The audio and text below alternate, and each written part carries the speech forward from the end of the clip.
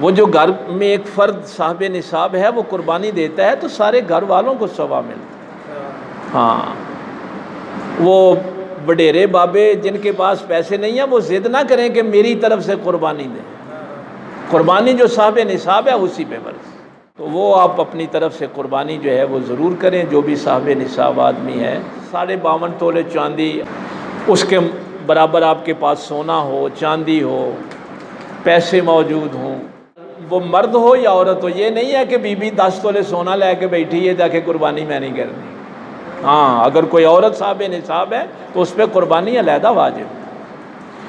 اور اسلام میں جو خاندان ہے، جب ایک مرد اور عورت شادی کر لیتے ہیں تو وہ ایک خاندان ہے، چاہے وہ اس گھر میں 4 بھائی کیوں نہ رہ رہے ہوں، لیکن اگر وہ شادی شدہ ہیں تو وہ 4 علیحدہ خاندان ہیں۔ یہ بھی جو ہے یہ آپ کو پتہ ہونا چاہیے، یہ نہیں بھائی اکٹھیاں، اسلام ان کو اکٹھے نہیں سمجھتا، اسلام کہتا ہے کہ جب شادی ہو گئی تو وہ ایک علیحدہ خاندان ہے۔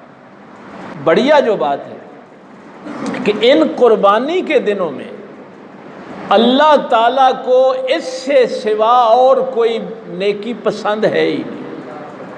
اللہ کو یہی پسند ہے کہ اس کی بارگاہ میں خون بہایا جائے۔